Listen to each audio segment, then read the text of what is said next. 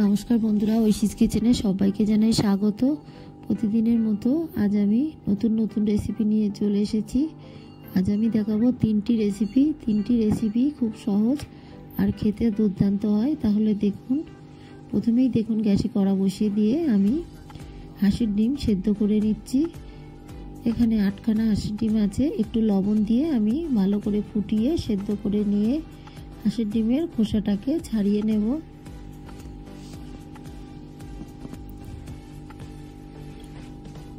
দেখুন আমি গ্যাসটাকে অফ করে দিলাম। ডিমগুলোকে ছাড়িয়ে আমি নামিয়ে রেখেছি। এদিকে গ্যাসে আমি আরও একটা কড়া বসিয়ে দিয়েছি।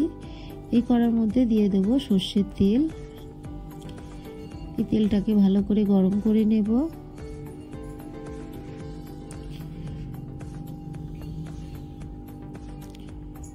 তেলটা গরম হয়ে গেছে, দিয়ে দেব শুকনো লঙ্কা। একটা শুকনো লঙ্কাকে আমি ভেঙে দিয়েছি। তারপর দিয়ে দিলাম হাফ টিস্পুন পাঁচফোড়ন, দিয়ে দিলাম একটা তেজপাতা, দিয়ে দিলাম থেতো করা আদাটাকে আমি শিলনোড়ায় থেতো করে নিয়েছি। আপনারা চাইলে কুড়ানিতে কুড়েও দিতে পারেন বা বেটেও দিতে পারেন। ভালো করে একটু নেড়ে নিলাম। আদাটাকে হালকা ভেজে নিলাম, খুব বেশি ভাজবেন না। এর মধ্যে দিয়ে দেব সবজি। এখানে 5 মিশালি সবজি আমার ঘরে ছিল। পেঁপে, কুমড়ো, আলু, টমেটো, দিয়েছি মূলো আর দিয়েছি ফুলকপি। আপনাদের বাড়িতে এই শীতের সময় যেসব সবজি থাকবে সেগুলো দিয়েই করবেন। দিয়ে দিলাম লবণ। বাড়িতে বড়ি থাকলে বড়িটা ভেজে তারপর দেবেন, দেখবেন স্বাদ আরও ভালো লাগবে। দিয়ে দিলাম হলুদ গুঁড়ো, দিয়ে বেশ কিছুক্ষণ আমি নাড়ব। এই রান্নাটা খুবই সহজ, তবে এই শীতের সময় এই 5 মিশালি সবজি এইভাবে বাড়িতে বানাবেন, দেখবেন খেতে দারুণ লাগে।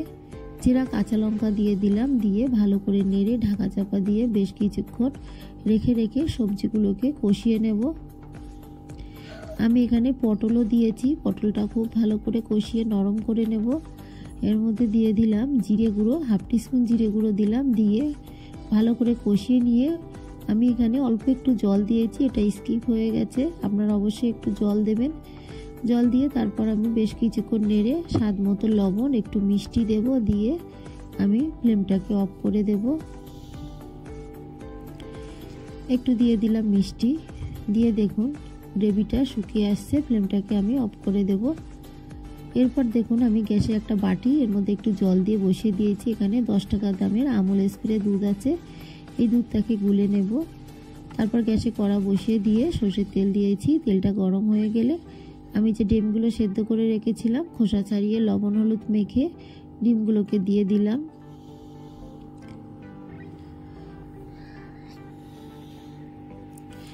বেশ কিছুক্ষণ নেড়ে ডিমটাকে খুব সুন্দর করে ভেজে নেব।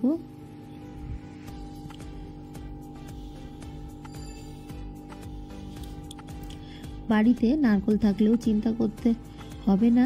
নারকেল যদি না থাকে আপনারা এই গুঁড়ো দুধ দিয়ে আমার মতো করে মালাইকারি বানাবেন, দেখবেন খেতে দারুণ লাগে। আর নারকেল থাকলে একটু নারকেলের দুধ দেবেন, স্বাদটা আরও বেশি ভালো লাগবে। তবে নারকেল ছাড়াও এটা কিন্তু দারুণ লাগে।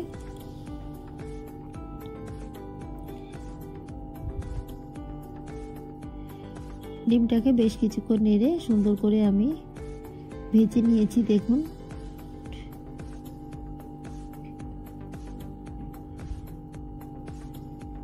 এই ডিমগুলোকে তুলে নেব।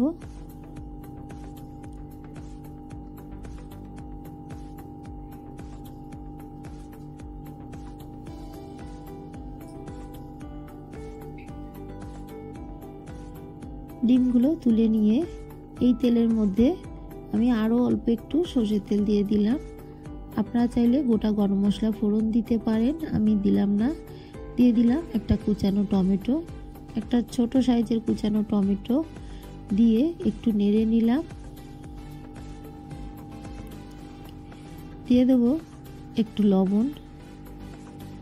লবণটা দিলে টমেটোটা খুব তাড়াতাড়ি নরম হয়ে যাবে, তাই এই সময় একটু লবণ দিলাম। একটু নেড়ে নিয়ে দিয়ে দেব এখানে আছে পেঁয়াজ, আদা রসুন বাটা। আদা রসুনটাকে প্রথমে ভালো করে বেটে তারপর দুটো পেঁয়াজকে একটু ঘষে নিয়েছি, মিহি করে কিন্তু বাটিনি, একটু গোটা গোটা আছে, আপনারা তো দেখতেই পাচ্ছেন। তবে আদা রসুনটাকে আমি খুব ভালো করে বেটে নিয়েছি। খুব বেশি রসুন দেবেন না, অল্প একটু রসুন অল্প একটু আদা দেবেন। আর দিয়েছি দুটো পেঁয়াজ। এই মশলাটাকে বেশ কিছুক্ষণ আমি নেড়ে নেব। দিয়ে দিলাম একটু হলুদ গুঁড়ো, দিয়ে দেব লাল লঙ্কার গুঁড়ো। ঝালটা আপনারা যেমন খান সেই মতোই দেবেন। ফ্লেমটাকে মিডিয়ামে রেখে মশলাটাকে ভালো করে নেড়ে কষিয়ে নেব। যতক্ষণ মশলা দিয়ে তেল না বেরোবে ততক্ষণ কিন্তু কষিয়ে নেব।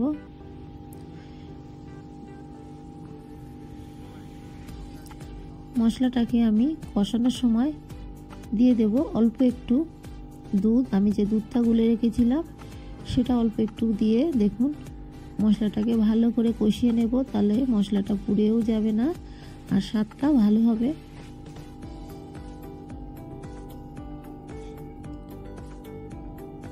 খুন্তি দিয়ে চেপে চেপে দেখুন টমেটোগুলোকেও আমি গেলে দিলাম। মশলা দিয়ে তেল বেরিয়েছে দেখুন।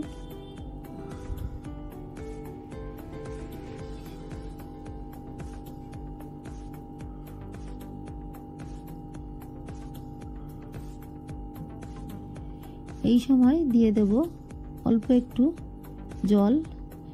গ্রেভিটা খুব বেশি করবেন না, খুব বেশি গ্রেভি করলে কিন্তু ভালো লাগবে না।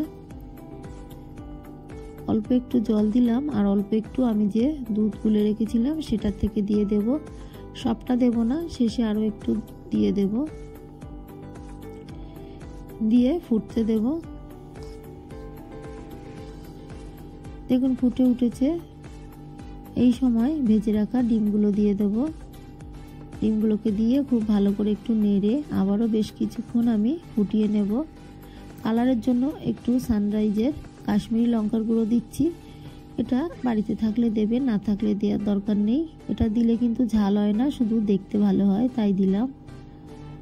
বাকি যে দুধটা ছিল সেটা আমি এই সময় দিয়ে দিলাম। দিয়ে বেশ কিছুক্ষণ ঢাকা চাপা দিয়ে ফুটিয়ে নেব। ফ্লেমটাকে মিডিয়ামে রেখে আমি কিছুক্ষণ ফুটিয়ে নেব। ফুটিয়ে নেওয়ার পর আবার একটু নাড়ব।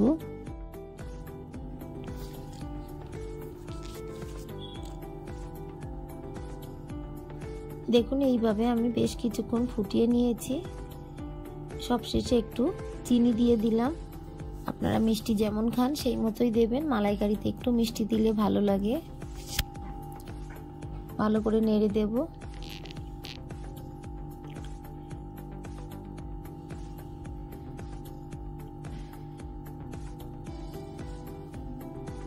সবশেষে দিয়ে দেব সানরাইজের শাহি গরম মশলা। খুব বেশি দেবেন না, অল্প দিলেই হবে। আমি হাফ টিস্পুন মতো দিয়ে দিলাম। দিয়ে খুব ভালো করে নেড়ে মিশিয়ে নেব। সবশেষে দেখুন ঘি 1 টিস্পুন মতো ঘি আমি দেব। ঘিটা জমে আছে তাই দেখুন আঙুল দিয়ে বার করে নিচ্ছি। হাতের কাছে চামচ ছিল না বন্ধুরা, তাই একটু হাত দিয়েই বার করে দিলাম।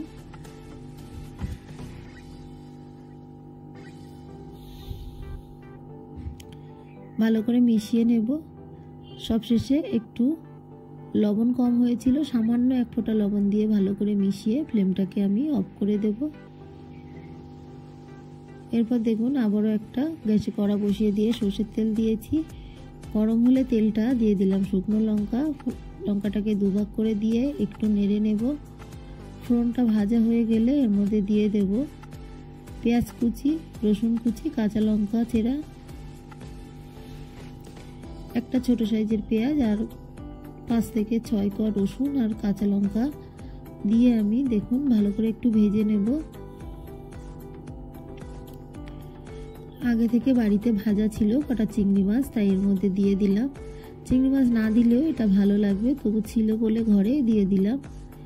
বেশ কিছুক্ষণ নেড়ে আমি রসুনের কাঁচা গন্ধ যাওয়া পর্যন্ত ভেজে নিলাম। তারপর দিয়ে দেব লাল শাক। 1 আঁটি লাল শাক আমি কেটে ভালো করে ধুয়ে তারপর দিলাম জল ঝরিয়ে। আপনারা খুব ভালো করে জল ঝরিয়ে দেবেন, কারণ লাল শাক দিয়ে প্রচুর জল বেরোয়। জল শুধু দিলে আরও বেশি জল বেরোবে।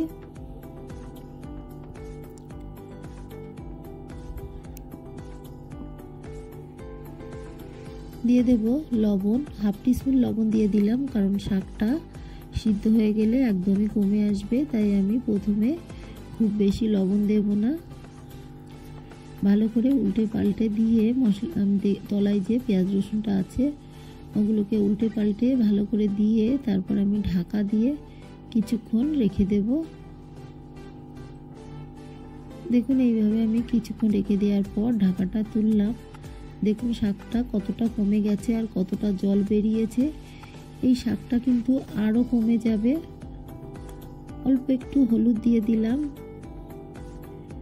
দিয়ে ভালো করে নাড়ব।